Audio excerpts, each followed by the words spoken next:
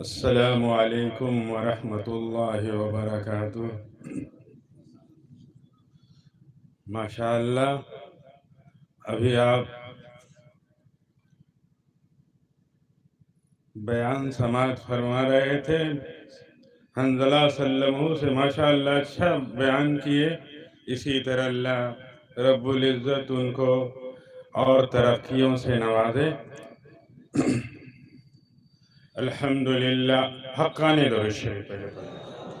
اللهم صل وسلم وبارك على عبدك رسول الكريم رحمة للعالمين شفيع المؤمنين سيدنا ومولانا نبينا محمد وعلى آله وأهل بيته ذريته صحابه وأوليائه وأمته أجمعين، كما صليت وسلمت وباركت ورحمت على سيدنا إبراهيم وعلى آل سيدنا إبراهيم إنك حميد مجيد.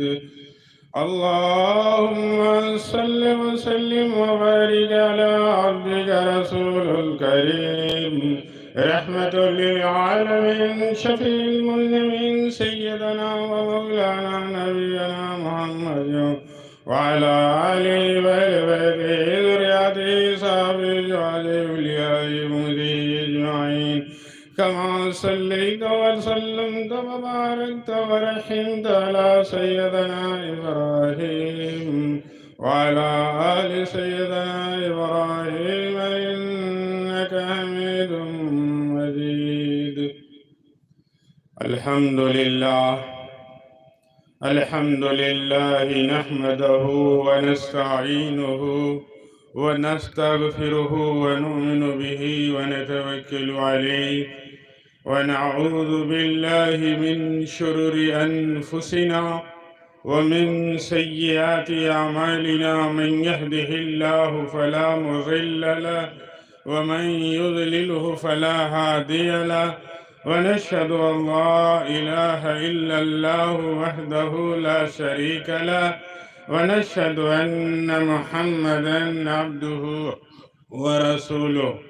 أما بعد، فقد قال الله تعالى في القرآن العظيم والفرقان المجيد: أعوذ بالله من الشيطان الرجيم، بسم الله الرحمن الرحيم. يوم لا ينفع مال ولا بنون إلا من أتى الله بقلب سليم. قال رسول الله صلى الله عليه وسلم: ألا وإن في الجسد مضغة إذا صلحت صلح الجسد كله، إذا فسدت فسد الجسد كله، او کما قال علیہ الصلاۃ والسلام. محترم حضرات، میں نے ابھی قرآن کریم کی سورہ شعراء کی ایک آیت تلاوت فرمائی. اللہ رب العزت نے ہم یہاں آج اس حقانی مجلس میں کلمے کی نسبت سے ہم لوگ جمع ہوئے ہیں. اللہ تبارک و تعالی ہمارے مل کر بیٹھنے کو قبول فرمائے. جو نسبت ہمیں یہاں کھینچ کر لائی ہے، وہ نسبت اس کائنات کی روح ہے. جب تک ایک بھی کلمہ گو اور صحیح القلب انسان اس سرزمین پر موجود ہے، اللہ تبارک و تعالی پوری زمین و آسمان اور پوری کائنات کو محفوظ رکھیں گے. جب تک ایک بھی کلمہ گو دنیا میں رہے گا، پورا نظام باقی رہے گا. بخاری شریف کی حدیث ہے، اللہ کے رسول صلی اللہ علیہ وسلم نے ارشاد فرمایا لا تقوم الساعة حتى يقال في الارض اللہ اللہ، یعنی اللہ کے رسول صلی اللہ علیہ وسلم نے ارشاد فرمایا کہ قیامت نہیں آئے گی،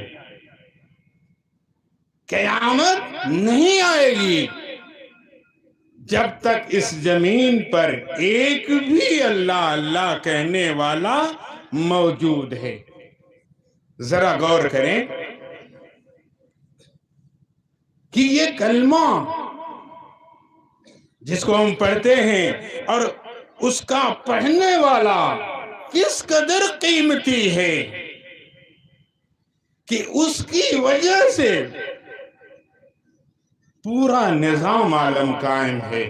یعنی جب تک ایک بھی انسان اس دھرتی پر اس زمین پر اللہ اللہ کہنے والا رہے گا، اللہ رب العزت اس زمین کو بھی قائم کیا رہے گا، آسمان کو بھی قائم کرے گا، اور یہ جتنا نظام ہے وہ سب باقی رہے گا۔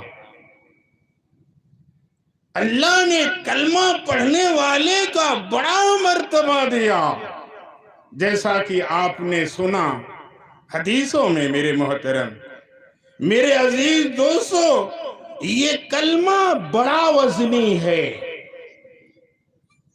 اللہ رب العزت اس کی حقیقت ہمارے دلوں میں اتار دے۔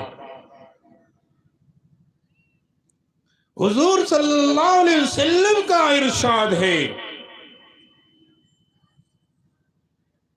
کہ اس پاک ذات کی قسم جس کے قبضے میں میری جان ہے،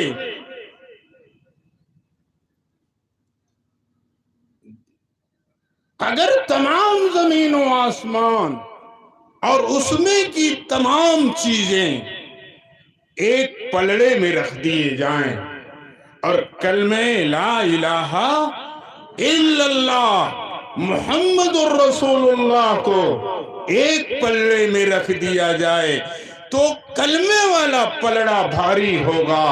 میرے محترم، اللہ نے اتنا اس کو مرتبہ دیا۔ اس پاک کلمے میں اللہ رب العزت نے کیا کیا برکات رکھی جو ہم سمجھ نہیں پاتے۔ مرشد اپنے وظیفے میں مجلسوں میں پڑھاتا ہے پڑھو کلمہ لا الہ الا اللہ اتنی مرتبہ، تو کچھ لوگ تنقید کرتے ہیں، مگر آج ہم اگر ایک بار اس کو پڑھتے ہیں، اگر اس کو پڑھنے میں کل قیامت میں اللہ رب العزت رکھے گا، وہ قیامت میں وہ کلمے والا پلڑا جھک جائے گا۔ اگر اور دوسرے پلڑے میں کتنا ہو چیز رکھ دیا جائے وہ ہلکا ہو جائے گا۔ اللہ نے اتنا مضبوط کلمہ دیا ہم لوگوں کو۔ میرے محترم بزرگوں اور دوستو، اس کا معمولی سا اندازہ آپ اس بات سے لگا سکتے ہیں کہ 100 برس کا بوڑھا آدمی، ایک شخص کو اللہ نے 100 سال زندگی دی، اور پورے 100 سال وہ صرف اور صرف اللہ کی نافرمانی کرتا رہا، رسول کے حکموں کو نہیں مانا، کفر و شرک میں ڈوبا رہا۔ اگر 100 سال کے آخر میں جب پہنچتا ہے، اگر اس نے یہ کلمہ پڑھ لیا سچے دل سے، تو اس کے عمر بھر کے سارے گناہ اللہ رب العزت معاف کر دیتے ہیں۔ اسی چیز کو مرشد نے اپنے وظیفے میں رکھا ہے کہ اے لوگو، تم اس وظیفے کو اگر راستے میں چل رہے ہو، راستے میں تنہائی ہے، تنہا تم کسی سفر میں جا رہے ہو، کوئی ساتھی نہیں، اب تم اس وظیفے کو اپنا ساتھی بنا لو۔ اور کلمہ پڑھتے ہوئے آپ پیدل روانہ ہو جاؤ، میرے محترم بزرگوں اور دوستو، جیسے جیسے پیر بڑھیں گے اور زبان پہ وہ کلمہ جاری ہوگا، اللہ رب العزت اس کے بدلے میں بہترین بدلہ عطا فرمائیں گے۔ میرے محترم بزرگوں اور دوستو، اب وہ 100 سال کا بوڑھا آدمی سچے دل سے اگر ایک مرتبہ کلمہ پڑھ لے، اس کے عمر بھر کے گناہ زائل ہو جاتے ہیں۔ یہ میں نہیں کہتا، اللہ کے رسول صلی اللہ علیہ وسلم نے حدیث میں اپنے کلام میں یہ بیان فرمایا، الاسلام یہدم ما کان قبلہ۔ آج یہ کلمہ ہماری زبان پر تو ہے، مگر دل اس کی عظمت اور حقیقت سے کما حقہ نہ آشنا ہے۔ گویا ہمارے دل میں فساد ہے، ہم دل سے اس کلمے کو نہیں مانتے۔ جیسا کہ شاعر نے کہا ہے، خرد نے کہہ بھی دیا لا الہ تو کیا حاصل، خرد نے کہہ دیا لا الہ تو کیا حاصل، دل و نگاہ مسلمان نہیں تو کچھ بھی نہیں۔ دل بھی مسلمان ہونا چاہیے، نگاہ بھی مسلمان ہونا چاہیے، تب جا کے بات بنے گی۔ میرے محترم، آج پورے عالم میں فساد اور بگاڑ ہے، انسانی شکلوں میں بھیڑیے اور درندے پھر رہے ہیں۔ ایک انسان دوسرے انسان کا خون بہا کر خوش ہوتا ہے، ایک انسان دوسرے انسان کی زمین کو دبا کر فخر محسوس کرتا ہے کہ دیکھو میں نے اس کی زمین زبردستی جوت لی۔ میرے محترم بزرگوں اور دوستو، زبردستی زمین لینے والا اگر کوئی شخص اگر کسی کی زمین کو زبردستی بو دیتا ہے اور اپنے قبضے میں کر لیتا ہے غلط طریقے سے، تو جانتے ہیں اللہ تبارک و تعالی اس کے متعلق کیا فرماتے ہیں؟ کہتے ہیں کہ ایک شخص کے نامہ اعمال داہنے ہاتھ میں اللہ رب العزت دے گا اور ایک شخص کے ہاتھ میں بائیں ہاتھ میں دے گا، یعنی یہ نیکی والا فرشتہ، یہ بدی والا۔ اب ایک شخص کے ہاتھ میں بھی نہیں دے گا، اس کے پیچھے ہاتھ کو مڑوڑ کر اللہ رب العزت ایک لوہا جس کو کہ 70,000 سال جہنم میں گرمایا جائے گا، اور وہ جہنم میں جب دھکا لے گا فرشتہ تو پیٹھ کے پیچھے سے ہول کرے گا، سوراخ کر دے گا، اور سوراخ کرنے کے بعد اس ہاتھ کو مڑوڑ کر کے سینے میں ڈھکا کر پیچھے نکال دے گا۔ زمین قبضہ کرنے والے کے ہاتھ کو پیٹھ کے پیچھے نامہ اعمال دے گا۔ کتنا کٹھن وقت ہوگا میرے محترم۔ اس لیے فرمایا گیا ہے کہ ہم اپنی زندگی کو اللہ اور اللہ کے رسول صلی اللہ علیہ وسلم کے فرمان کے مطابق گزاریں۔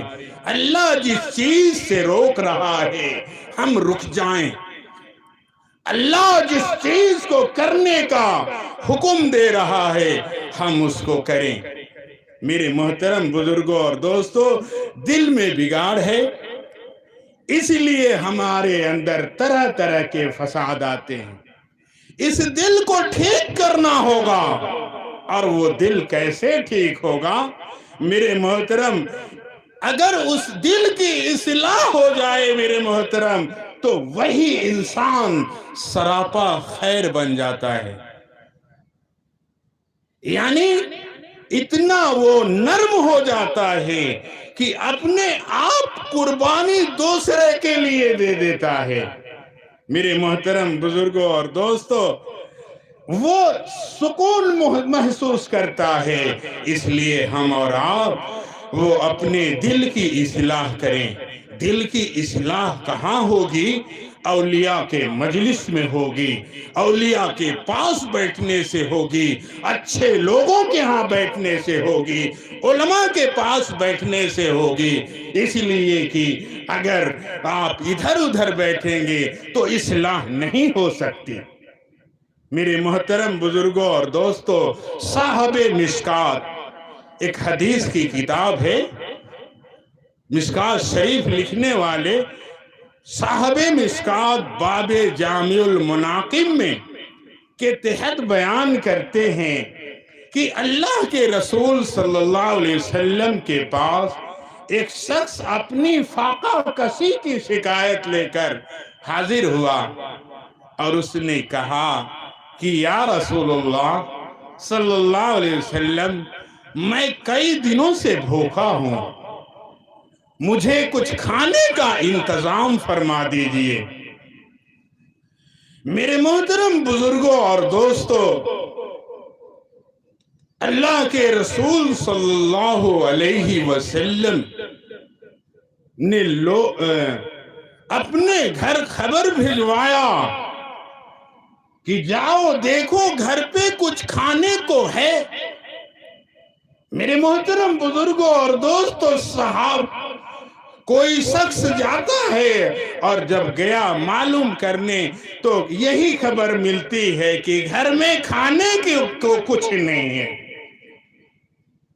گھر میں کھانے کو کچھ نہیں ہے۔ نبی کے تمام بیویوں کے ہاں سے یہی جواب ملا کہ گھر پہ کھانے کے لیے کچھ نہیں ہے۔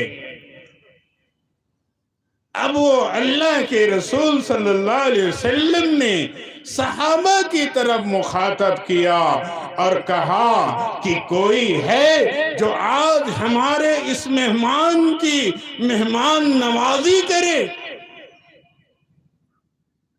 اب وہ ایک صحابی کھڑے ہوتے ہیں جن کا نام حضرت ابو طلحہ انصاری رضی اللہ تعالیٰ عنہ ہے۔ کھڑے ہوتے ہیں اور کہتے ہیں کہ یا رسول اللہ صلی اللہ علیہ وسلم، میں آپ کے مہمان کی مہمان نوازی کروں گا۔ اب وہ صحابی اللہ کے رسول صلی اللہ علیہ وسلم کے مہمان کو لے کر چلتے ہیں اور اپنے گھر جاتے ہیں۔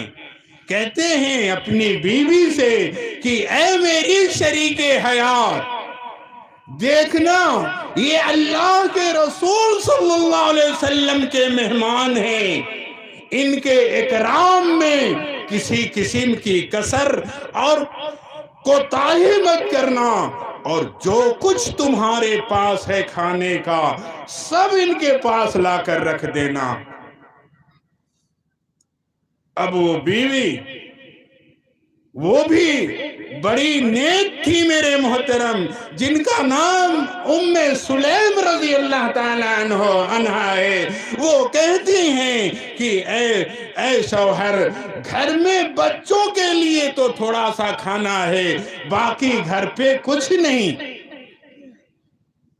میرے محترم بزرگوں اور دوستو، اس صحابی کا ایثار دیکھیے، قربانی دیکھیے۔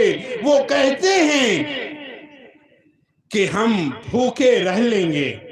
کیا کہتے ہیں؟ ہم بھوکے رہ لیں گے، ہمارے بچے بھوکے سو جائیں گے، مگر ہم یہ گوارا نہیں کریں گے کہ میرا مہمان بھوکا سوئے۔ میرے محترم بزرگوں اور دوستو، اب وہ بچے سو جاتے ہیں اور بیوی سے کہتے ہیں کہ جب ہم لوگ کھانے بیٹھیں تو بتی کو بجھانے کے درست کرنے کے بجائے بجھا دینا۔ آج ہمارے یہاں مہمان آتا ہے، ہمارے گھروں میں ہر قسم کا سامان پڑا ہوا ہے، مگر بیوی اینٹھ جاتی ہے اور کہتی ہے کہ میں نہیں بناؤں گی، آپ کے پاس برابر مہمان آتے رہتے ہیں، ایسا کیا ہے؟ میرے محترم وہ صحابیہ کا ایثار دیکھیے کہ بچوں کو سلا دیتی ہے اور مہمان کے لیے وہی کھانا پیش کرتی ہیں۔ میرے محترم بزرگوں اور دوستو، اب جب مہمان کھانے بیٹھتے ہیں تو وہ صحابی یعنی حضرت ابو طلحہ رضی اللہ تعالی عنہ مہمان کو لے کر بیٹھتے ہیں اور بیوی بتی کو صحیح کے بجائے اس کو بجھا دیتی ہے اور مہمان خوب پیٹ بھر کے کھا لیتا ہے۔ ایک روایت میں ہے کہ وہ صحابی اپنے ہاتھوں کو منہ پہ لے جاتے، وہ خالی ہاتھ برتن میں لے جاتے اور خالی ہاتھ منہ میں لے جاتے اور منہ سے آواز نکالتے۔ میرے محترم، اب وہ صحابی سمجھتے کہ وہ بھی کھا رہے ہیں، مہمان سمجھتا کہ میرا میزبان بھی کھا رہا۔ میرے محترم بزرگوں اور دوستو، ایسے ہی وہ سکم شیر ہو کر کھا لیے۔ یہ تھا صحابہ کرام رضوان اللہ تعالی علیہم اجمعین کا ایثار۔ بچوں کو بھوکے سلا دیا، خود بھوکے رہے، مگر اللہ کے رسول صلی اللہ علیہ وسلم کے مہمان کو خود سکم سیر کھلایا۔ میرے محترم بزرگوں اور دوستو، اب جب کھا لیے وہ واپس چلے جاتے ہیں۔ جب صبح ہوئی، جب صبح ہوتی ہے میرے محترم بزرگوں اور دوستو، اب وہ صحابی حضرت ابو طلحہ رضی اللہ تعالی عنہ اللہ کے رسول صلی اللہ علیہ وسلم کے دربار میں پہنچتے ہیں۔ جب دور سے حضرت طلحہ کو آتا ہوا دیکھتے ہیں اللہ کے رسول صلی اللہ علیہ وسلم تو مسکراتے ہیں اور کیا کہتے ہیں؟ ان اللہ کے رسول صلی اللہ علیہ وسلم کو کشف کے ذریعے یا وحی کے ذریعے یہ بات معلوم ہو گیا کہ میرے محترم کی بات معلوم ہو گیا۔ اب اس بات سے کو حضرت ابو طلحہ کو یہ کہتے ہیں کہ اللہ تعالیٰ کو تمہارا یہ عمل اتنا پسند آیا کہ اللہ تعالیٰ کو ہنسی آ گئی۔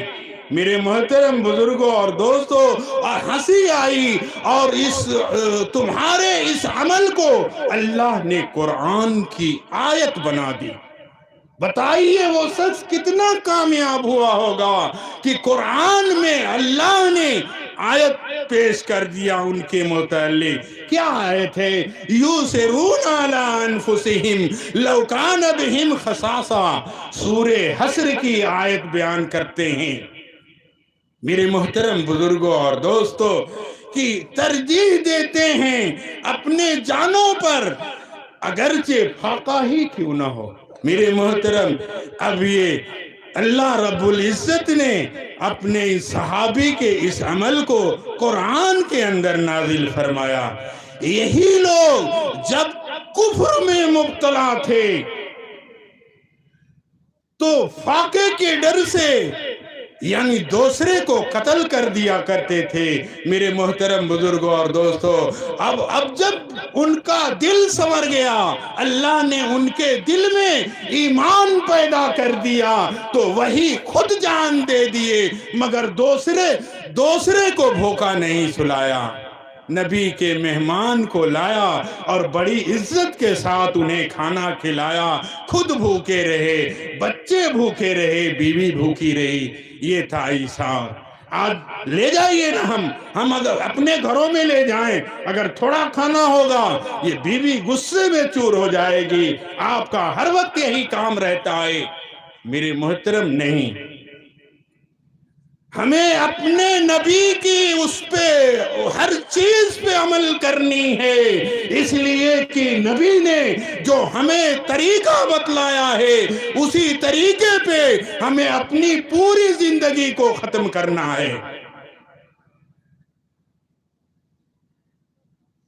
میرے محترم بزرگوں اور دوستو، اس لیے ہم اور آپ کوشش کریں۔ اللہ کے رسول صلی اللہ علیہ وسلم ایسے ہی ایک اور واقعہ بیان کر دے، حدیث ہے میرے محترم، کہتے ہیں کہ غزوہ یرموک کی لڑائی میں حضرت ابو جہم ابن حذیفہ رضی اللہ تعالیٰ عنہ کہتے ہیں کہ وہ اپنے چچا زاد بھائی کی تلاش میں نکلتے ہیں۔ جنگ کا میدان ہے، جنگ ختم ہوا اور وہ اپنے بھائی کی تلاش میں نکلتے ہیں۔ کیا کہتے ہیں کہ چلو دیکھتے ہیں کہیں وہ زخمی حالت میں پڑے تو نہیں۔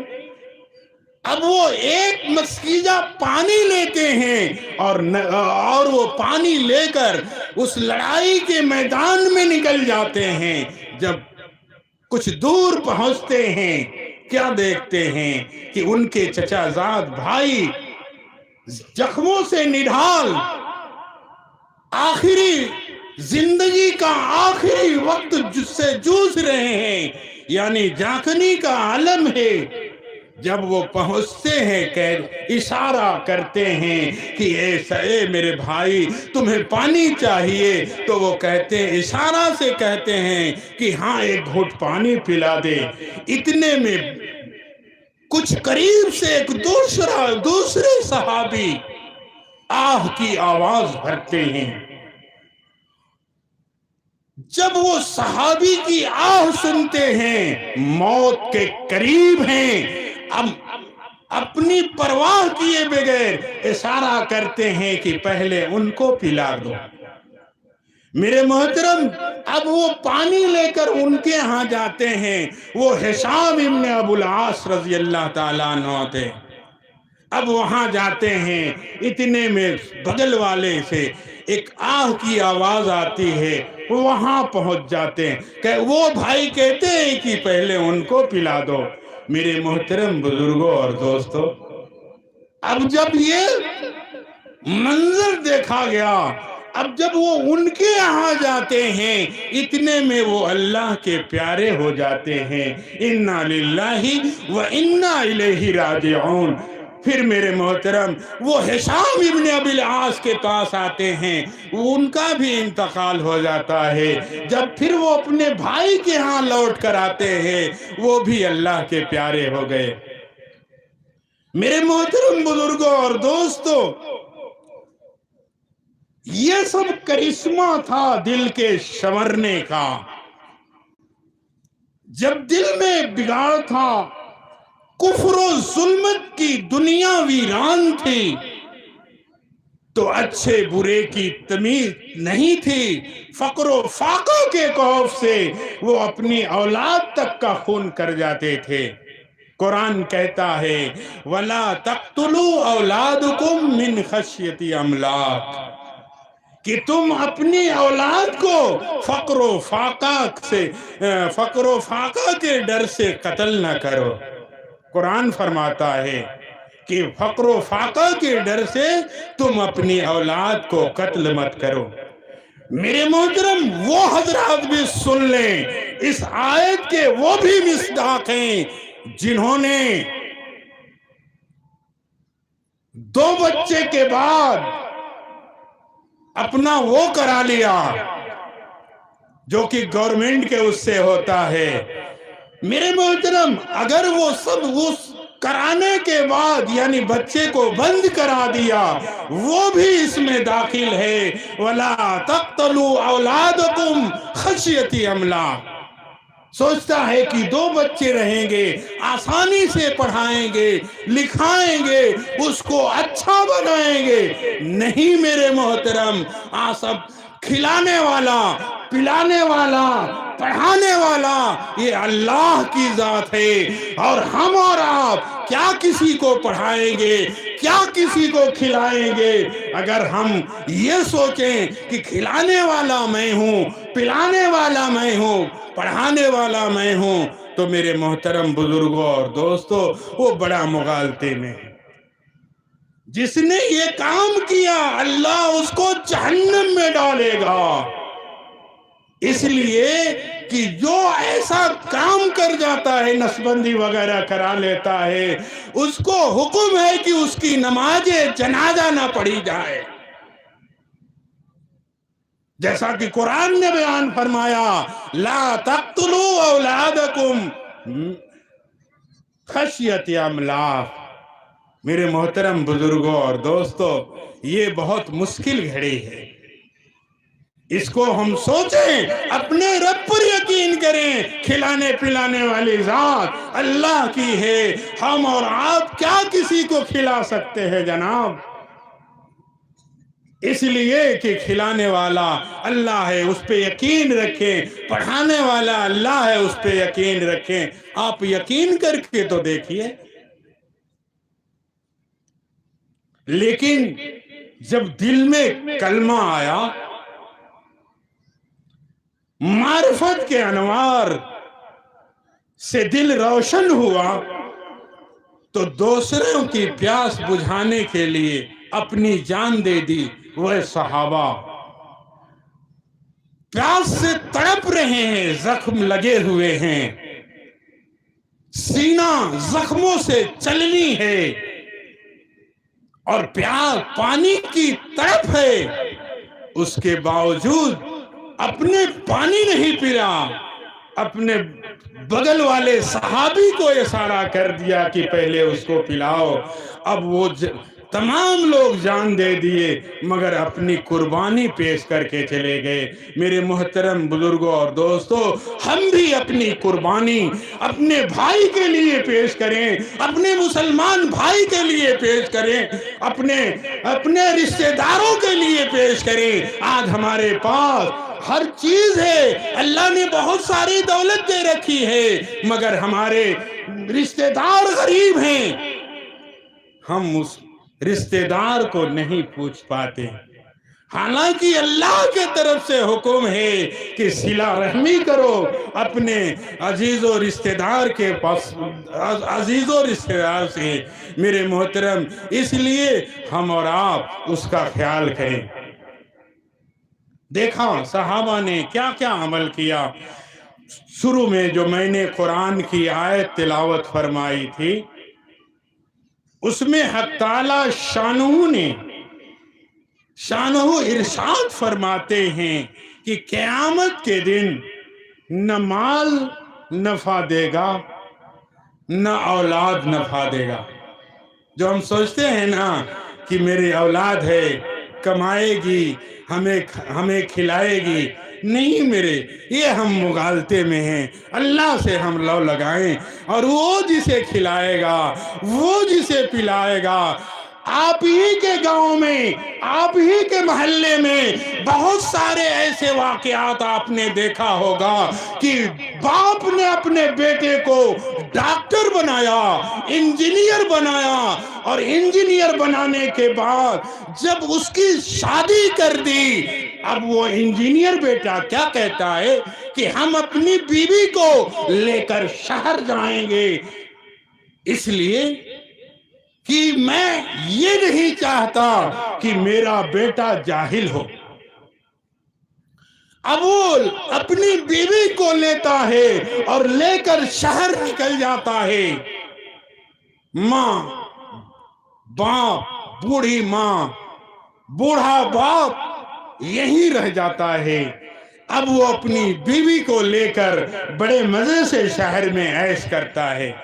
اس نے یہ سوچ کر پڑھایا کہ میرا بیٹا پڑھ کر کے ڈاکٹر بنے گا، انجینئر بنے گا، ایک دن ہمارے کام آئے گا، ہمارے دکھوں کو بانٹے گا، ہمیں اب کمانا نہیں پڑے گا۔ مگر وہی بیٹا کیا کیا؟ ماں باپ کو چھوڑ کر شہر کے لیے روانہ ہو گیا۔ میرے محترم بزرگوں اور دوستو، یہ بہت کٹھن منزل ہے، اس لیے ہم اپنے بچوں کے لیے دعائیں کریں اور کہ اللہ اسے نیک اور صالح بنائے۔ آج ہم اپنے رب سے کسی چیز کے لیے دعا نہیں کرتے، نماز پڑھتے اس میں دعا کرنا چاہیے کہ اے اللہ ہمارے بچے کو اولاد صالح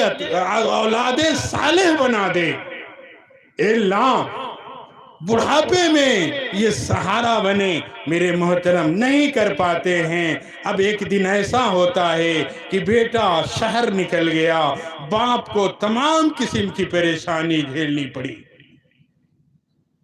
تو اس لیے ہم اپنی تیاری خود کریں۔ قرآن کریم کے اندر جو ارشاد ہوا کہ قیامت کے دن نہ مال نہ فائدہ دے گا، نہ اولاد فائدہ دے گا، مگر الا من اتى اللہ بقلب سلیم، مگر جو سنوارا ہوا دل لے کر آئے گا قیامت میں۔ یہ دل جو سنوارا ہوا، یعنی اس میں کلمہ اور توحید اور دین کی ہر چیز لے کر آیا، کل قیامت میں میرے محترم بزرگوں اور دوستو اسی کو فرما رہے ہیں کہ جو سنوارا ہوا دل لے کر آئے گا وہی کامیاب ہوگا۔ تو ہم یہ تہیہ کریں کہ 5 وقت نماز وقت پہ پڑھیں گے، قضا نہیں کریں گے، اور حلال روزی کھائیں گے، زیادہ سے زیادہ تقوی اور پرہیزگاری کریں گے جہاں تک ہو سکے گا۔ میرے محترم بزرگوں اور دوستو، اس لیے ہم اور آپ اس کے بارے میں سوچیں۔ یہ دنیا چند روزہ ہے، اللہ نے ہمیں یہ دنیا 4 دن کی دی ہے، صرف 4 دن۔ ایک تو بچپنے میں نکل جاتا ہے، اور ایک اس سے بڑے ہو کر نکل جاتا ہے، ایک جوانی میں اور ایک بڑھاپے میں۔ میرے محترم، اس لیے جب جوان رہتے ہیں سوچتے ہیں، ہمارے بچے بھی یہی سوچتے ہیں، بوڑھے بھی جوان بھی یہی سوچتے ہیں کہ ہماری عمر کیا ہے، ابھی تو بہت عمر باقی ہے، کما لیتے ہیں، وقت آئے گا تو ہم اس کو وہ کر لیں گے۔ کمانے کے بعد ہم مسجدیں میں رہ جائیں گے، کبھی باہر نہیں نکلیں گے۔ میرے محترم، اللہ کو بھی جوانی کی عبادت بہت پسند ہے، اللہ کو جوانی کی عبادت بہت پسند ہے، اس لیے کہ رکوع بھی بڑھیا سے کرے گا، سجدہ بھی بڑھیا سے کرے گا، قومہ بھی بڑھیا سے کرے گا، ہر جو ارکان ہے کلی طور پر کرے گا۔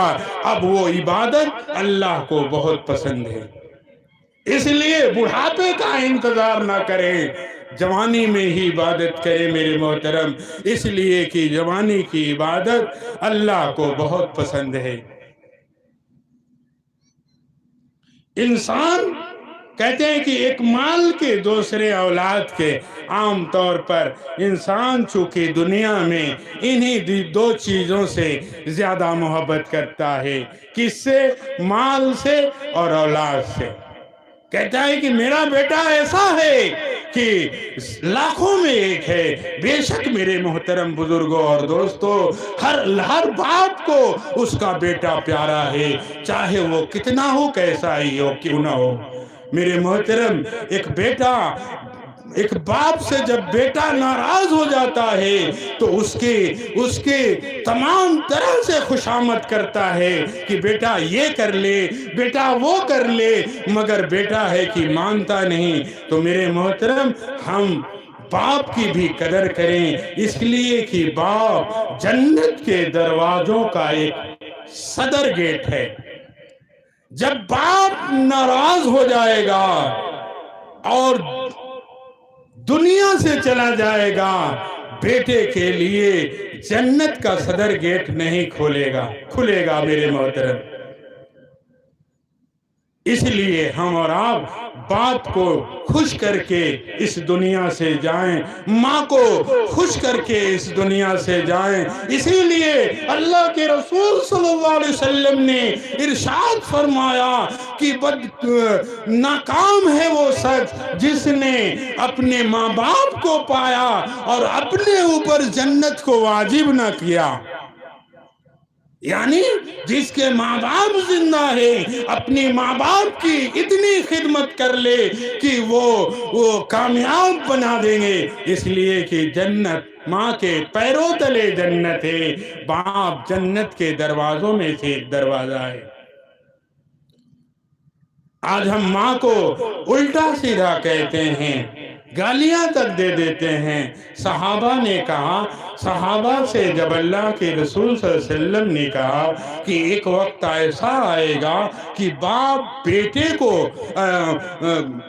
بیٹا باپ کو گالی دے گا، میرے محترم بزرگوں اور دوستو، اب وہ جو صحابی کہتے ہیں کہ تعجب سے پوچھتے ہیں کہ اللہ کے رسول باپ بیٹے کو گالی، بیٹا باپ کو بیٹا گالی دے گا؟ کہا کہ ہاں وہ وقت آ گیا میرے محترم، اس لیے جو بیٹا باپ کو گالی دیتا ہے وہ جنت میں قطعاً نہیں جائے گا میرے محترم بزرگوں اور دوستو۔ اس لیے تو ہم اور آپ اپنے ماں باپ کو اس دنیا سے خوش کر کے رخصت کریں، اس لیے کہ اسی خوشی میں کامیابی ہے۔ مال سے بھی انسان کہتے ہیں کہ مال سے بھی وہ اپنے آپ کو اتراتا ہے، وہ یہ سمجھتا ہے مال رہے گا تو ہم شیریں یعنی میٹھا دودھ خرید کر کھا سکتے ہیں اور مکھن پنیر کھا سکتے ہیں، اچھا کھانا کھا سکتے ہیں۔ مگر میرے محترم بزرگوں اور دوستو، غور کرنے کا مقام ہے کہ آپ غور فرمائیں کہ انسان اینک تو خرید سکتا ہے، بینائی نہیں خرید سکتا۔ اگر ہم چشمے کو خرید لیں گے مگر بینائی نہیں خرید سکتے۔ مال سے انسان اچھا لباس پہن سکتا ہے مگر خوبصورت نہیں ہو سکتا۔ مال سے انسان نرم بستر خرید سکتا ہے مگر میٹھی نیند نہیں سو سکتا، نہیں خرید سکتا میرے محترم۔ مال سے انسان خوشامد خرید سکتا ہے، دل کی محبت نہیں خرید سکتا۔ مال سے انسان دوا تو خرید سکتا ہے مگر صحت نہیں خرید سکتا۔ مال سے انسان کتاب تو خرید سکتا ہے، علم نہیں خرید سکتا۔ تو میرے محترم بزرگوں اور دوستو، مال سے ہمیں اترانا نہیں، ہمارے جو کام آئیں گے صرف وہ کام آئے گا کفر اور شرک اور گناہوں سے پاک صاف ہو، وہی دل کام آئے گا میرے محترم بزرگوں اور دوستو۔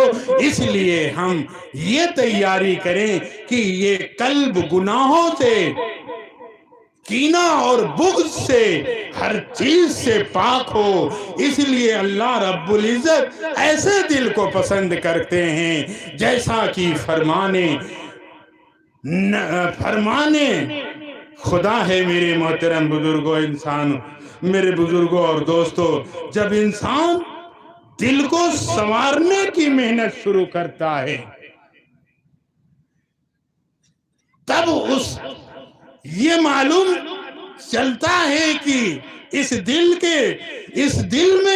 دل کو بنانے میں کتنا کام باقی ہے۔ مدتیں گزر جاتی ہیں، انسان کا دل سنورتا ہے تب جا کر کے۔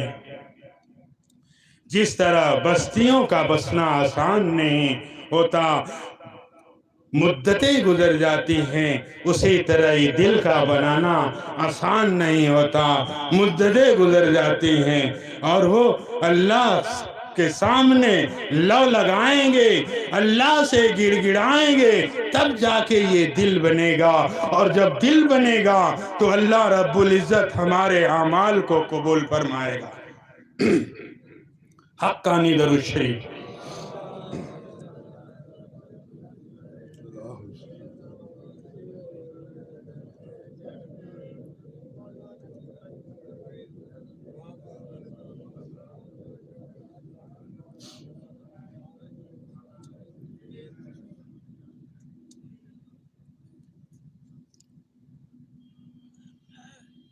کہتے ہیں کہ جس طرح بستیوں کا بسانا آسان نہیں، مدتیں گزر جاتی ہیں ایک بستی بسانے میں میرے محترم، تب جا کر ایک بستی آباد ہوتی ہے، اسی طرح یہ دل کو بنانے میں مدتیں گزر جاتی ہیں، تب جا کے یہ دل بنتا ہے، اور وہ بھی تنہا سے نہیں بنتا، دل والوں کے پاس جائیں گے تب جا کر یہ دل بنے گا۔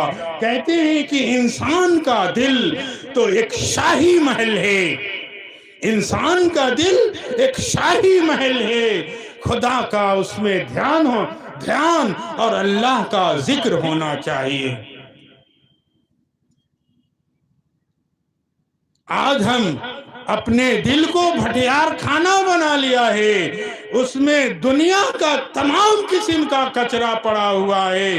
کہتے ہیں کہ قرآن کہتا ہے کہ پہلے اس کچرے کو نکالو اور ذکر کے کیمیکل سے اسے صاف کرو۔ پہلے دل کے کچرے کو نکالو اور ذکر کے کیمیکل سے صاف کرو۔ جیسے اور داغ صاف کرنے کے لیے دنیا میں کیمیکل کی ضرورت ہوتی ہے، دل کو صاف کرنے کے لیے اللہ تعالیٰ کے ذکر کی کیمیکل کی ضرورت ہے، اس سے صاف کرو اور توبہ کے پانی سے گناہوں کے دھبے دھو ڈالو۔ جب دل مجلہ اور مصفہ ہوگا تب اس میں معرفت الہی کے انوارات آئیں گے، مرکز سکون طمانینت بن کر آئے گا۔ ذکر میں، تلاوت میں، عبادت میں تب جا کر مزہ آئے گا۔ قرآن پڑھو گے تو وہ لذت ملے گی جو لذت آنی چاہیے میرے محترم۔ اس لیے کہ توبہ کے پانی سے آپ نے دل کو صاف کیا، دل میں جو گناہ تھی، جو گندگی تھی، آپ نے اس کو صاف کیا، اللہ رب العزت اس کو بہت پسند فرمائے گا۔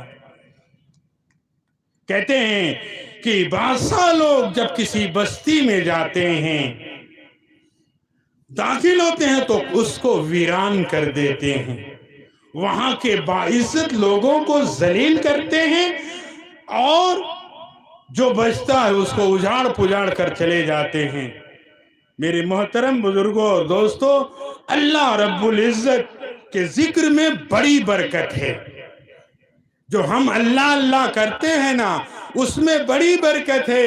اللہ کے اس لیے کہ جو اللہ کا نیک بندہ ہوتا ہے اس کے زبان ہر وقت اللہ اللہ کا ذکر کرتا رہتا ہے۔ میرے محترم حافظ سید کلیم صاحب رحمت اللہ علیہ، اگر آپ نے ان کو قریب سے دیکھا ہوگا تو وہ جب کسی تنہائی میں رہتے یا مجلس میں رہتے یا لوگوں کے بیچ میں رہتے،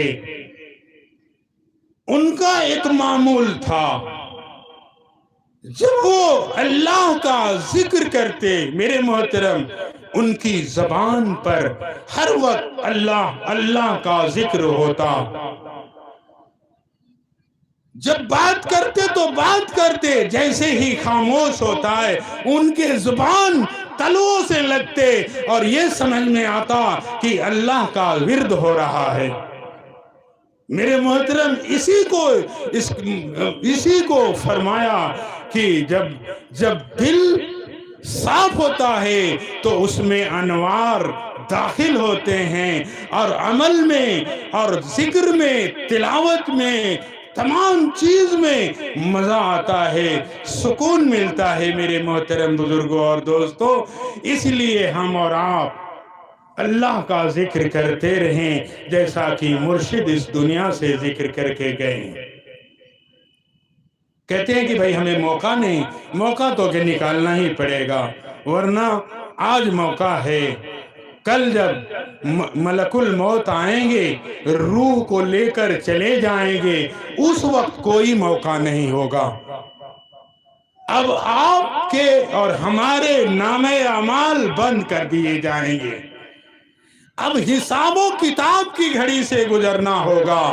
اس لیے ابھی وقت ہے، اللہ کا ذکر کر لو۔ اللہ کے ذکر سے اس کے دل کی اصلاح ہوتی ہے، دل روشن ہوتا ہے، دنیا کی محبت دل سے نکل جاتی ہے، اور جب دل کی یہ حالت ہوتی ہے تو انسان کی کیفیات بدل جاتی ہے،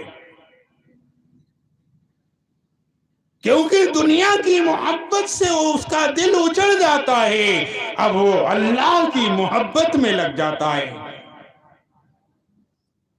میرے محترم بزرگوں اور دوستو، سیدنا حضرت ابراہیم علیہ السلام کا ایک واقعہ ہے۔ میرے محترم، اللہ کے رسول ابراہیم علیہ السلام اللہ کے خلیل تھے۔ خلیل جانتے ہیں، خلیل دوست کو کہتے ہیں۔ جب فرشتوں نے یہ سنا کہ اللہ نے حضرت ابراہیم کو اپنا خلیل بنا لیا تو کہتے ہیں کہ اے اللہ، تمہیں ابراہیم کو خلیل بنانے کی کیا ضرورت تھی؟ میرے محترم، کہتے ہیں ابراہیم علیہ السلام کہ میں نے اپنے اس بندے کو خلیل بنایا ہے، تم خود اس کو دیکھ سکتے ہو کہ میں نے اس کو کیوں خلیل بنایا۔ اب اللہ رب العزت کہتا ہے فرشتوں کو کہ جاؤ میرے خلیل کا امتحان لے لو، دیکھو میرے خلیل کیا میرے نام کا دام لگاتا ہے۔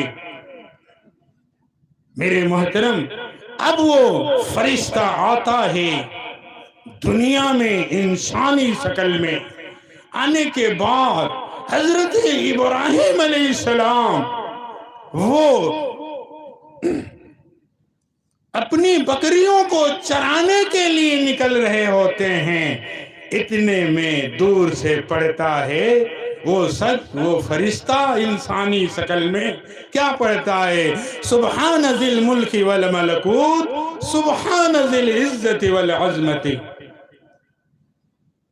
جب اتنا سنتے ہیں ابراہیم علیہ السلام، ان کا دل مچل جاتا ہے اور کہتے ہیں کہ اے وہ شخص، ایک بار اور پڑھ دے جو تم نے ابھی پڑھا ہے۔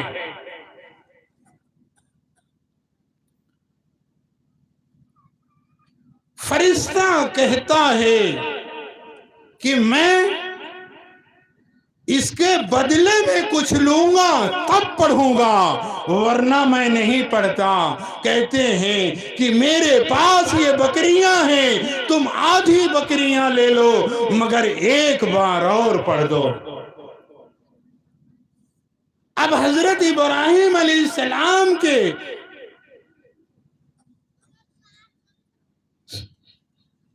ابراہیم علیہ السلام نے جب کہا کہ ایک بار اور پڑھ دو تو اب وہ کہتے ہیں کہ اب کیا دو گے؟ میرے محترم، کہا کہ آدھی جو بکریاں بچی ہوئی ہیں ان کو بھی لے لو۔ میرے محترم، اب وہ فرشتہ پڑھتا ہے سبحان ذی الملک والملکوت، سبحان ذی العزت والعظمت۔ اب جب دوسری بار پڑھتا ہے تو ساری بکریاں لے لیتا ہے۔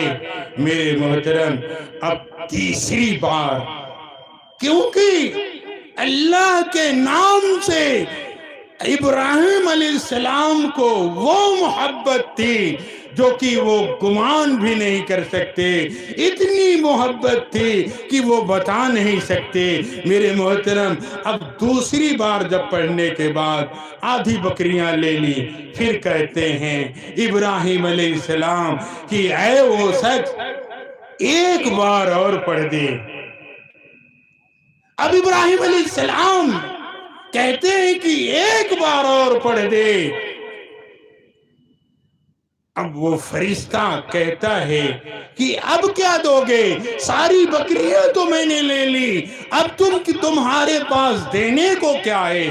میرے محترم ابراہیم علیہ السلام کا جواب سنیے، انہوں نے فرمایا اے وہ شخص، تم بکریاں لیے ہو، تمہیں بکری چرانے والے کی ضرورت ہے، میں تمہاری بکریاں چراؤں گا، ایک بار مہربانی کر کے اور پڑھ دے۔ میرے محترم بزرگوں اور دوستوں، اب جب وہ پڑھتے ہیں میرے محترم، اب فرماتے ہیں ابراہیم علیہ السلام سے کہ اے ابراہیم علیہ السلام، تمہیں یہ بکریاں مبارک ہو، تمہاری یہ بکریاں تمہاری ہیں، میں تو اللہ کا فرشتہ ہوں، اللہ کی طرف سے بھیجا گیا ہوں، یہ امتحان لینے کے لیے میں آیا تھا۔ میرے محترم 100% تو اس امتحان میں کامیاب ہو گئے۔ یہ تھا رسول کے اللہ کے محبت کا، وہ کتنی محبت کرتے تھے۔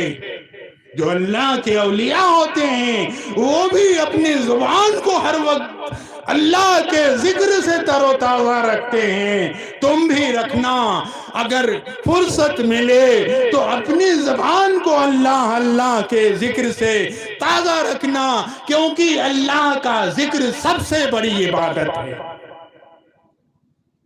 اس سے بڑی عبادت کوئی چیز نہیں میرے محترم۔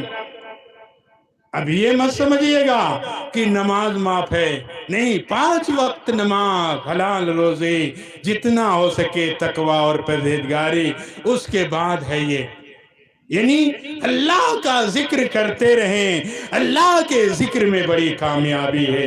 دیکھا ابراہیم علیہ السلام کا دل تڑپ اٹھا اس ذکر سے، اس لیے کہ اس میں اللہ کا نام تھا۔ جان دی ہوئی اسی کی تھی، فرماتے ہیں جان دی ہوئی اسی کی تھی، حق تو یہ ہے کہ حق ادا نہ ہوا۔ میرے محترم بزرگوں اور دوستوں، ہم دل و جان سے لگ جائیں اپنے اعمال کو سدھارنے میں۔ اب جوانی گزر گئی، بڑھاپے میں قدم رکھا، ابھی وقت ہے ہم اپنے اعمال کو سدھار لیں، اس لیے کہ یہاں سے کب بلاوا آ جائے گا، کب ہم چلے جائیں گے۔ دیکھیے ایک عذاب آیا تھا 2-3 سال بھر پہلے میرے محترم، عذاب آیا تھا، کورونا کا عذاب، آپ نے دیکھا ہوگا۔ ایک دن میں اس چھوٹی سی بستی میں 12 میتیں ہوئی، ایک جنازہ پڑھا جا رہا ہے، دوسرا جنازہ تیار ہے، اس میں بہت سارے لوگ چلے گئے میرے محترم۔ اس لیے ہم اور آپ یہ سوچیں کہ جب بوڑھے ہوں گے تو ہم عبادت کریں، نہیں، کب کیا ہو جائے گا یہ اللہ ہی جانتا ہے۔ جب کورونا آیا، مسجدوں میں تالے لگے، لوگوں کو مسجدوں میں جانے سے روکا گیا، تو جو بے نمازی تھے جمعہ کی نماز میں وہ گیٹ پر آ جاتے اور کہتے کہ کیا آپ ہی لوگ صرف جمعہ پڑھیے گا، ہم بھی پڑھیں گے۔ جس نے کہ کبھی 5 وقتہ وقت میں مسجد میں داخل نہیں ہوا، وہ کہہ رہا تھا کہ ہم پڑھیں گے۔ بھائی 5 کا تو حکم تھا، اس میں سے ایک آدمی نکل جاتا، اس کو پڑھنے دیا جاتا۔ جب یہ اللہ کا عذاب تھا، اس لیے کہ جب تمہیں مسجدوں میں بلایا گیا تو مسجد سے بھاگتے رہے، جب مسجدیں تمہیں بھگا دی تو تم جاتے ہو نماز پڑھنے کے لیے۔ دیکھیے اللہ کی شان، یہ چیز دیکھ کر بھی آج وہ ہم انسان نہیں اپنے کو بدل پائے۔ آج پھر وہی پرانی روایت، وہی 5-10 لوگ مسجدوں میں، ایک صف مسجدوں میں۔ میرے محترم بزرگوں اور دوستوں، اس کا ہم اور آپ خیال کریں۔ اللہ نے جو عذاب بھیجا تھا، لگا کہ پوری دنیا چلی جائے گی، دل میں یہ آ رہا تھا کہ اب کیا کیا جائے۔ میرے محترم، اللہ نے دکھایا، خوب دکھایا، اور اللہ نے مسجد سے دور کیا، خوب دور کیا۔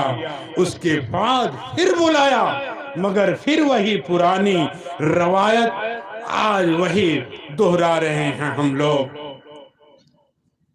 میرے محترم، ہم تہیہ کریں کہ 5 وقت کی نماز بغیر قضا کے پڑھیں گے، اس لیے کہ نماز اگر نہیں پڑھیں گے تو اللہ رب العزت کل قیامت میں سب سے پہلے جو سوال پوچھے گا نماز ہی کے متعلق ہو۔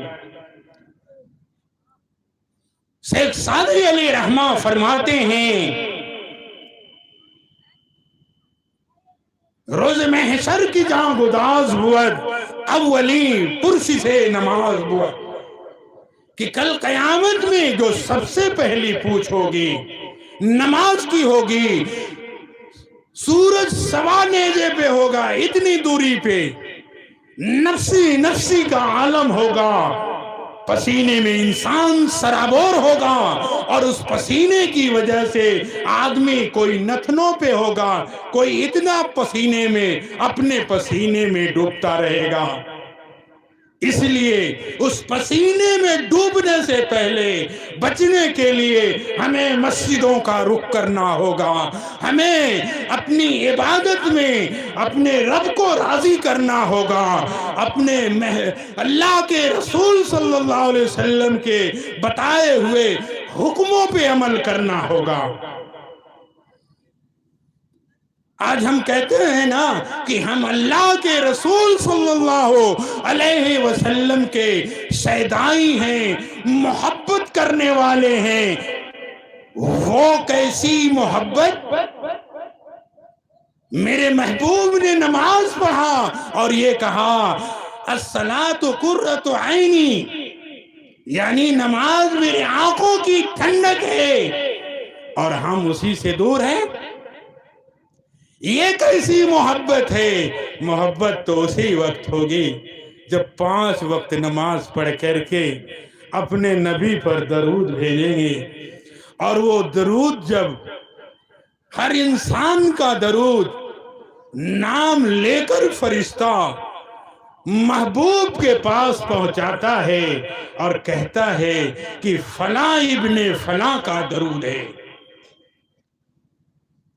اب صرف درود بھیج دیا، فرض نماز دور ہے، فرض نماز سے دوری ہے، یہ کیسا درود؟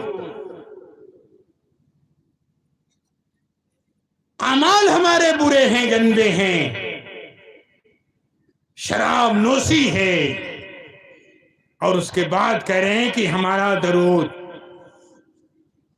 جوا ہے، اس کے بعد کہتے ہیں کہ ہمارا درود، اس میں کام نہیں ہوگا جب تک کہ ان سب چیزوں سے توبہ کر کے خالص اللہ کی عبادت کرو گے، اور اس کے بعد اپنے محبوب کے پاس درود بھیجو گے تو اللہ رب العزت اس درود کو قبول فرمائے گا، اور اسی درود کی وجہ سے اللہ رب العزت اس انسان کی مغفرت کر دے گا، جیسا کہ میں نے دوپہر میں بیان کیا تھا۔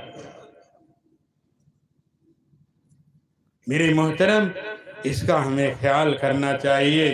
یہ دنیا چند روزہ ہے، ایک دن آئے گا، سارے دنیا سے ہمیں جانا ہے، تو اس کے لیے ہمیں تیاری کرنی ہے۔ کیا یہ سب کرشمہ ہے دل کے سنورنے کا؟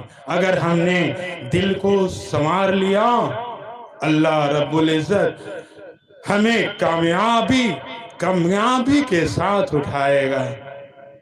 کہتے ہیں کہ یہ سب کرشمہ ہے دل کے سنورنے کا، دل کے اصلاح کا طریقہ یہ ہے۔ اب طریقہ بتا رہے ہیں، طریقہ یہ ہے کہ جو اہل دل ہیں، اہل دل یعنی وہ دل جو تمام گناہوں سے پاک ہو، ان کو اہل دل کہتے ہیں۔ جو اہل دل ہیں ان کی صحبت اختیار کرو، یعنی اللہ کے ولی کا صحبت اختیار کرو اور ان کی مجلس میں بیٹھو۔ میرے محترم، اس لیے قرآن نے فرمایا یا ایھا الذین آمنوا اتقوا اللہ وکونوا مع الصادقین، کہ اے ایمان والو اللہ سے ڈرو اور صادقین کے ساتھ ہو جاؤ، صادقین کے ساتھ ہو جاؤ۔ اللہ تعالیٰ فرماتا ہے کہ نیک لوگوں کے ساتھ بیٹھو۔ سونے کی دکان سے، سونے کی کان سے سونا نکلتا ہے، چاندی کی کان سے چاندی نکلتا ہے، کوئلے کی کان سے کوئلہ نکلتا ہے۔ میرے محترم، پارچہ فروش کے بعد سبزی نہیں ملتی۔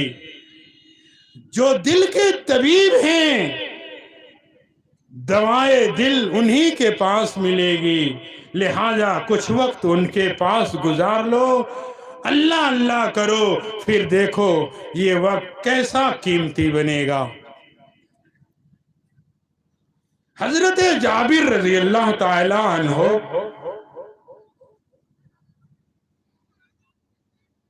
نے نبی کریم صلی اللہ علیہ وسلم کا ارشاد نقل کیا ہے، کیا کہ اللہ تعالیٰ کے ذکر سے بڑھ کر کسی آدمی کا کوئی عمل نہیں، یعنی جو ہم اللہ اللہ کہیں گے اس سے بڑھ کر کسی آدمی کا کوئی عمل نہیں۔ بہت آسان طریقہ ہے میرے محترم، اپنی زبان کو ہلاتے رہیں اور یہ بے پناہ محبت والا عمل پاتے رہیں۔ آپ صلی اللہ علیہ وسلم نے ارشاد فرمایا جہاد بھی نہیں، آپ صلی اللہ علیہ وسلم نے ارشاد فرمایا جہاد بھی اللہ کے عذاب سے بچانے میں اللہ کے ذکر سے بڑھ کر نہیں۔ اتنا بڑا مرتبہ دیا اللہ کے ذکر کا، اس لیے آپ اس کو کرتے رہیں، اس لیے کہ مرشد نے بھی یہی کیا۔ کر کے تو دیکھ لیں، اگر یہ کر لیا الحمدللہ کامیابی ہے، بس اللہ اللہ کرتے جاؤ۔ دیکھتے ہیں جو کہ اللہ کے ولی ہیں اپنا ورد لگائے رہتے ہیں، اللہ اللہ اللہ کی طرف آپ بھی لگاتے رہیے، زور سے نہیں دھیرے سے میرے محترم، اس لیے کہ یہ سب سے بڑا ذکر ہے۔ کہتے ہیں اس حدیث کے الفاظ صاف بتلا رہے ہیں کہ دل کو منور روشن بنانے کے لیے ذکر اللہ کی ضرورت ہے، تاکہ اللہ کا ذکر قلب میں خوب سما جائے۔ کیا فرما رہے ہیں؟ اللہ کا ذکر قلب میں خوب سما جائے، یعنی اتنا اللہ کا ذکر کرو انوارات سے دل کی تاریکی دور ہو جائے اور کسات قلبی ختم ہو جائے، اور دنیا اور اپنے زیب و زینت جو دل میں رچ بس گئی ہے۔ آج ہم کہتے ہیں نا کہ بھائی یہ پہن لو، یہ کھا لو، یہ پی لو، یہ جو بسی ہوئی ہے یہ دل سے نکل جائے گی، اس سے پاک صاف ہو جائے اور اپنے مولا حقیقی کی محبت دل میں بس جائے۔ حقانی درود شریف۔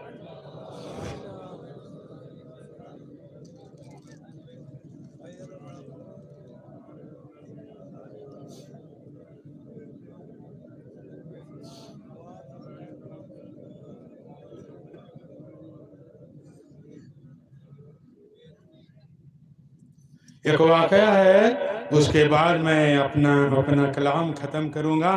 کہتے ہیں کہ ابو حازم تابعی رحمت اللہ علیہ، اللہ والے ہیں میرے محترم، سلیمان ابن عبد الملک بن امیہ کے خلیفہ میں بڑی شان و شوکت اور روب و دبدبہ والے حاکم تھے۔ ایک مرتبہ مدینہ منورہ تشریف لے گئے، اپنے درباریوں سے کہا، کیونکہ اللہ والے ہوتے ہیں تو اللہ ہی والے کے تلاش میں پھرتے رہتے ہیں، اپنے درباریوں سے کہا کہ کسی بزرگ سے ملاقات کراؤ۔ لوگوں نے حضرت حازم تابعی کو رحمت اللہ علیہ کو پیش کیا۔ فرمایا، سلیمان نے پوچھا، اس تابعی رحمت اللہ علیہ سے پوچھا کہ ہمیں مرنے سے کیوں ڈر لگتا ہے؟ ہم بھی ڈرتے ہیں، جب کوئی مرتا ہے تو بڑا وہ ہوتا ہے، لگتا ہے، یعنی ہمیں بھی تکلیف ہوتی ہے اور موت سے خوف طاری ہوتا ہے۔ کہتے ہیں یہی سوال سلیمان علیہ نے پوچھا کہ ہمیں مرنے سے ڈر کیوں لگتا ہے؟ تو ابو حازم رحمت اللہ علیہ نے فرمایا، اس لیے ڈر لگتا ہے کہ تم نے دنیا کو اپنے دل میں بسا لیا ہے، دنیا کی لذتیں تمہارے دل میں بھری ہوئی ہیں، دنیا کو سب کچھ تو نے سمجھ لیا ہے، اس لیے ڈر لگتا ہے۔ دنیا کی بے ثباتی پر تمہارا دھیان نہیں، ہوائے نفس کے اتباع کر کے فکر آخرت کو بھلا دیا ہے۔ یہ تمام باتیں بتا رہے ہیں، آخرت کو برباد کر دیا ہے، اس لیے برباد کر دیا ہے، اس لیے آبادی سے ویرانے کی طرف جانے سے گھبراتے ہو، ڈرتے ہو۔ سلیمان نے پھر پوچھا کہ آخرت میں حاضری کس حالت میں ہوگی؟ ابو حازم رحمت اللہ علیہ نے فرمایا، نیک آدمی آخرت میں ایسے آئے گا، اس طرح حاضر ہوگا جیسے کوئی پردیسی مسافر اپنے گھر آتا ہے تو اس کے اہل و عیال مسرور اور سادہ ہوتے ہیں، اس کے آنے کی انتظار میں فکر مند ہوتے ہیں، اس کے بچے گھر سے باہر آتے ہیں کہ دیکھیں میرا والد ہو سکتا ہے کہ ابھی آ جائے، اور بچے گھومتے رہتے ہیں، دیکھ لیجئے میرا والد آنے والا ہے۔ اب وہ بہت خوش ہوتے ہیں۔ ایسی ہی نیک سیرت صحیح القلب آدمی دنیا کے سفر سے اپنے اصلی گھر آخرت میں حاضر ہوگا، یعنی جب اللہ کا نیک بندہ وہاں حاضر ہوگا تو ایسا ہی اعزاز پائے گا جیسے کہ دنیا میں اس کے بال بچے جب اس کما کر اچھے طریقے سے آتا تھا۔ اور برا آدمی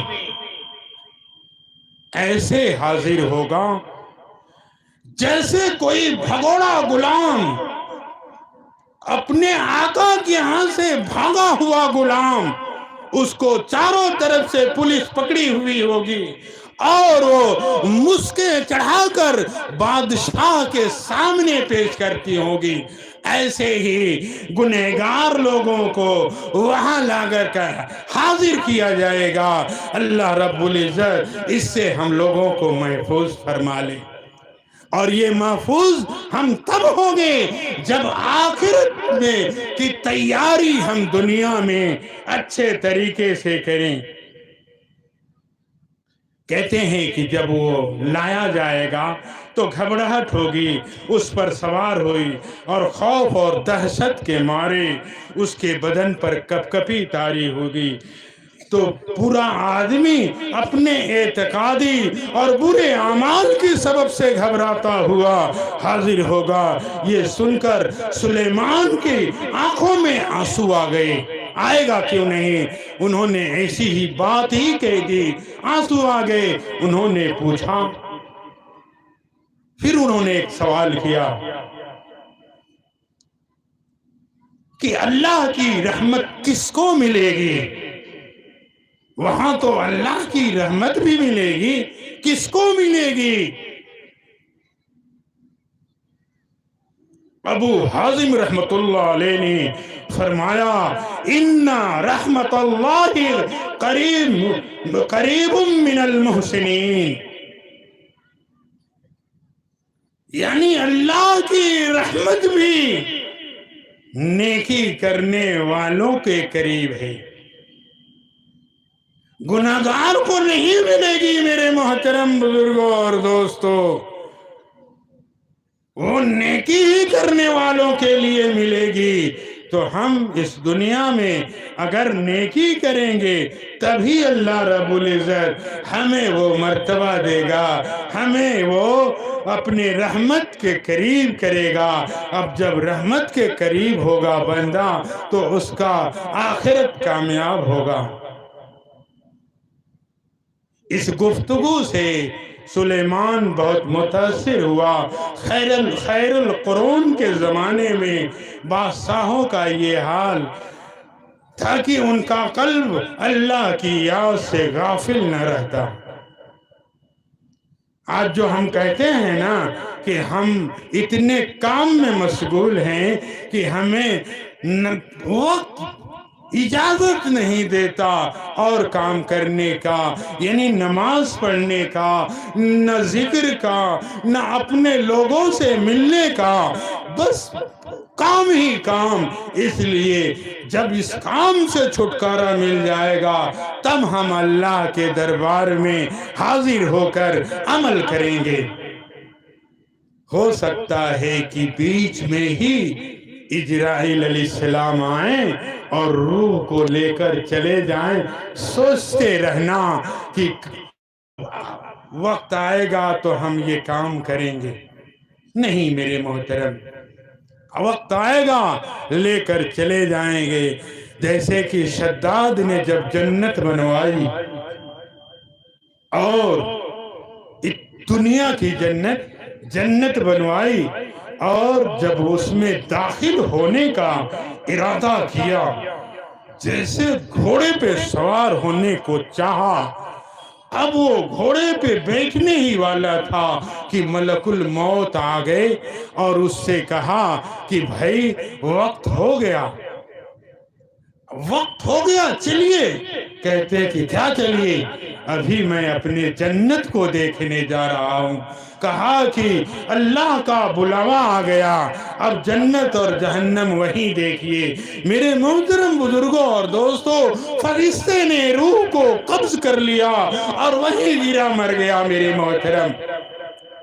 اس لیے موت کا ایک دن معین ہے، کون گلا کرے کوئی، یعنی موت فکس ہے۔ ایک سیکنڈ ادھر اور نہ ایک لمحہ ادھر آئے گا، وقت پہ آئے گا، اور نہ کسی کو شکوہ رہے گی، نہ کوئی شکایت رہے گا، اور وہ دنیا سے نکل لے گا۔ اس لیے جو وقت ملے ہم اپنے اعمال کو سدھارنے میں لگ جائیں، اس لیے کہ اگر ہم نے اپنے اعمال کو نہیں سدھارا تو اللہ کے یہاں جب کلام ہوگا تو کیا جواب دیں گے؟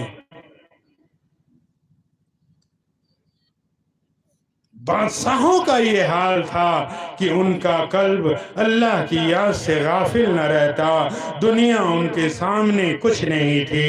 آج ہم لوگ دن کو وہ دنیا کا کام کرتے تھے اور رات کو مصلی پہ بیٹھ کر نمازیں اور تہجد اور اشراق اوابین سب پڑھتے تھے میرے محترم۔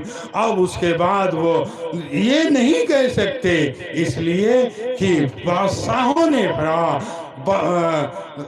جناب عالمگیر بادشاہ رحمت اللہ علیہ نے اپنے اس دربار کا ایک معمول بنایا تھا کہ اتنا وقت دنیا والوں کے لیے ہے، اتنا وقت میں اپنے اللہ کو دوں گا، اتنا وقت اپنے گھر پہ دوں گا، اور وہ معمول کے تحت وہ کام کرتے تھے۔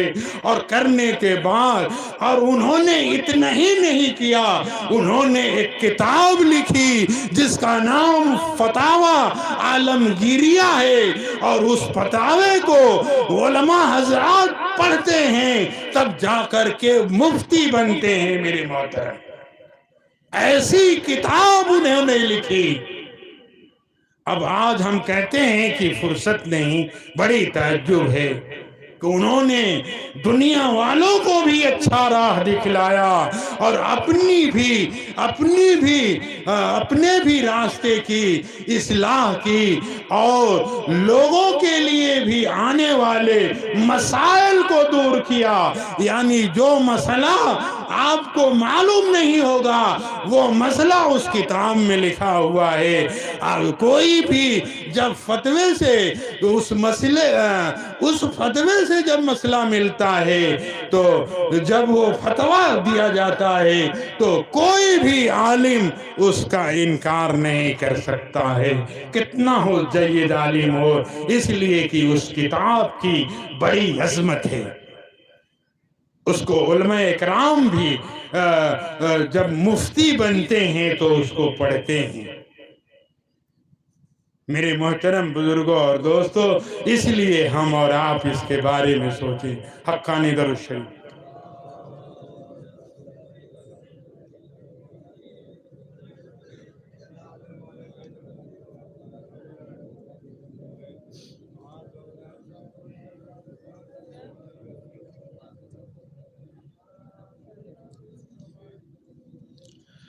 صحابہ کرام کہتے ہیں کہ دنیا ان کے سامنے کچھ نہیں تھی۔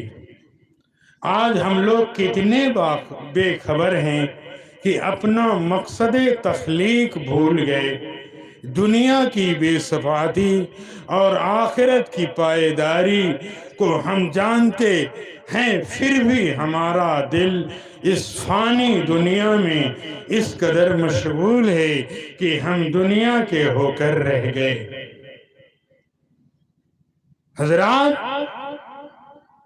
اللہ نے ہمیں اس دنیا میں جو کمانے کو کہا، صرف اس لیے کہا کہ اتنی طاقت آ جائے کھانا کھا کر کے، تاکہ ہم عبادت کو اچھے طریقے سے کر لیں، اچھے طریقے سے کر لیں، مضبوطی سے کریں۔ مگر ہم الٹا ہو گئے، مضبوطی سے کما لیں اور آخرت کی کوئی فکر نہیں، زیادہ سے زیادہ دولت کما لیں، آخرت کی کوئی فکر نہیں۔ اس لیے ہمیں اور آپ کو اس کے بارے میں سوچنا ہوگا کہ ہم آخرت کی فکر کریں۔ اسی فکر کے لیے اللہ نے ہمیں یہاں بھیجا ہے، اور اس فکر کو ہم پورا کر کے اس دنیا سے جائیں، تاکہ اللہ کے ہاں بھی اس دنیا میں بھی کامیاب ہوں، اور آنے والے وقت میں اللہ کے ہاں بھی اللہ ہمیں کامیابی سے نوازے۔ جب فرشتے قبر میں آئیں تو فرشتے پوچھیں تو من رب کا، تو ہم صحیح جواب دے دیں، مادینوں کا صحیح جواب دیں، ما قال حاضر الرجل یعنی صحیح جواب دیں، میرے ان تینوں سوالوں کا صحیح جواب دیں، ورنہ وہ وقت نہ آئے کہ جب سوال ہو تو ہماری زبان پر ہو ہاں لا ادری، مجھے معلوم نہیں، یہ کہہ کے جان نہ بچانی پڑے۔ اور وہاں بچنی ہی کیا ہے، جب ہم جواب نہیں دیں گے فرشتے گھسیٹ کر لے جائیں گے۔ اس لیے آخرت کی تیاری پوری طور پر ہونی چاہیے۔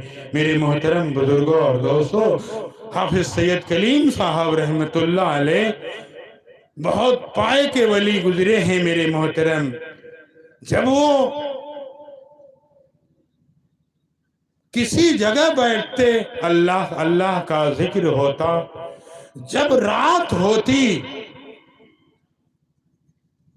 اور جب تنہائی ہوتی، گھر میں سارے لوگ سو جاتے، اب وہ جب کھانا کھا کر کے اور جب وہ اللہ کے ذکر میں لگتے، قرآن کو پڑھتے میرے محترم، پوری رات قرآن کی تلاوت کرتے اور فجر کی نماز پڑھ کر کے اب وہ سوتے، 10 بجے دن میں اٹھتے میرے محترم۔ یہ تھا ان کا پورے زندگی کا معمول۔ کبھی انہوں نے قرآن کو ناغہ نہیں کیا، اس لیے وہ قرآن کو بہت ہی مضبوطی سے پکڑے ہوئے تھے۔ اللہ کے رسول صلی اللہ علیہ وسلم نے ارشاد فرمایا کہ 2 لوگ کبھی گمراہ نہیں ہوں گے، جس نے صحابہ کا راستہ اختیار کیا اور جس نے قرآن کو پڑھا۔ اے امت محمدیہ، میں تمہارے بیچ 2 چیز چھوڑ کر جا رہا ہوں۔ اللہ کے رسول صلی اللہ علیہ وسلم نے فرمایا میں 2 چیز چھوڑ کر جا رہا ہوں، ایک قرآن اور ایک صحابہ کرام رضوان اللہ تعالی علیہم اجمعین۔ 2 چیزوں کو پکڑ لو گے کامیابی قدم چومے گی، اگر 2 چیزوں کو چھوڑ دو گے گمراہ ہو جاؤ گے۔ اسی ایک چیز کو مرشد نے پکڑا، یعنی حافظ سید کلیم صاحب رحمت اللہ علیہ، وہ پورے قرآن کو ڈیلی ختم کیا کرتے تھے میرے محترم۔ کیا جذبہ تھا پڑھنے کا۔ کبھی ہم لوگوں کی نیند کھل جاتی، اٹھتے رات میں تو دیکھتے کہ حضرت تلاوت میں مشغول ہیں، اور اتنے زور سے نہیں پڑھتے کہ لوگوں کے گھر والوں کی نیند میں خلل آئے، نہیں، بالکل اتنے آہستے سے پڑھتے کہ روم تک ان کی آواز رہتی، باہر آواز نہیں جاتی، تمام کھڑکیاں بند کرتے اور اس کے بعد پڑھتے میرے محترم۔ یہ تھا ان کا عمل۔ ہم اور آپ بھی اس عمل پہ کہیں، اس لیے کہ اللہ کے رسول صلی اللہ علیہ وسلم نے کہا کہ اے لوگوں، میں 2 چیز چھوڑ کر جا رہا ہوں، ایک صحابہ اور ایک قرآن کریم۔ ان 2 چیزوں کو مضبوطی سے تھام لو، کبھی گمراہ نہیں ہوگے۔ تو اللہ کا بندہ مضبوطی سے پکڑا اور پورے قرآن کو ڈیلی ختم کرتے۔ میری والدہ محترمہ ایک مرتبہ ان کے پاس آئیں، جیسے کہ لوگ قرآن ختم کرتے ہیں تو وہ سب سے پوچھتی کہ بتاؤ تو نے کتنا پڑھا ہے، گھر بھر کے قرآن کو لیتی اور اس کو لوگوں کو بخشوانے کے لیے کہتی۔ اتفاق سے وہ حافظ کلیم صاحب رحمت اللہ علیہ کے پاس جاتے ہیں، کہتے ہیں کہ بھیا آپ نے کتنا قرآن پڑھا؟ والدہ سے کہتے ہیں کہ بھابی جتنا تم شمار کر لو اتنا میں نے قرآن پڑھا۔ امی ہنسنے لگتی ہیں کہ بھیا آپ مذاق کر رہے ہیں، کہیں نہیں، میں نے اتنا ہی پڑھا بھابی جتنا تمہیں بخشوانا ہے بخشوا لے۔ کیونکہ ان کا معمول تھا میرے محترم، قرآن سے اتنا لگاؤ کہ اس کو اتنا مضبوط سے پکڑا کہ کبھی قرآن کو چھوڑا نہیں اور اس قرآن کو پکڑتے ہی چلے گئے۔ یہ تھا عمل مولانا محسن صاحب رحمت اللہ علیہ، ان کا یہ معمول میرے محترم، وہ ہر وقت اپنے ذکر میں لگے رہتے، اگر کوئی ان کے پاس آتا کہ 10 منٹ بیٹھ لے، کہتے کہ بھائی آپ جاؤ، کام ہو گیا، آپ یہاں سے نکل لو، اور وہ تنہائی میں بے انتہا عبادت کیا کرتے تھے۔ میرے محترم، وہ انہی کا دین ہے، انہی کی دعائیں ہیں کہ آج میں آپ لوگوں کے سامنے تھوڑا سا کلام کر رہا ہوں، اس لیے کہ انہوں نے ہی یہ ہمیں عطا فرمایا، اس لیے کہ میں تو بھاگتا تھا، مجھے کچھ نہیں آتا تھا میرے محترم، اس لیے وہ مولانا صاحب کی دعا نے ہمیں یہاں تک لا کر کھڑا کر دیا۔ اور جو ہم سے گستاخیاں، جو کلام کرنے میں جو بے ادبیاں ہوئی ہوں، آپ حضرات اپنے دامن عفو میں جگہ دیں گے تو آپ حضرات یہاں سے اٹھیے تو یہ تہیہ کر کے اٹھیں کہ جو ہم نے کلام سنا ہے کم سے کم اس پہ ہم عمل کریں۔ آپ اتنی دور سے آئے ہو، یہ نورانی مجلس، یہاں تمام قسم کی دعائیں ہوں گی، اللہ انشاءاللہ اللہ دعاؤں کو قبول بھی کرے گا، کیونکہ اس میں بہت سارے ایسے لوگ ہوں گے جو کہ اللہ کے ولی ہوں گے میرے محترم، ان کے صدقے طفیل میں اللہ رب العزت ہمارے دعاؤں کو قبول فرمائے گا۔ آپ لوگ بھی دعا کیجئے گا کہ اللہ رب العزت اس مجلس کو کامیاب بنا دے، آخرت میں اس مجلس کے ذریعے ہمیں نجات دے دے۔ اے اللہ تعالیٰ، جو ہم نے بیان کیا، جو آپ لوگوں نے سنا، ہمیں کہنے اور آپ کو صحیح سننے کے بدلے میں اللہ ہم سبھی کی مغفرت فرما دے۔ وآخر دعوانا ان الحمدللہ رب العالمین۔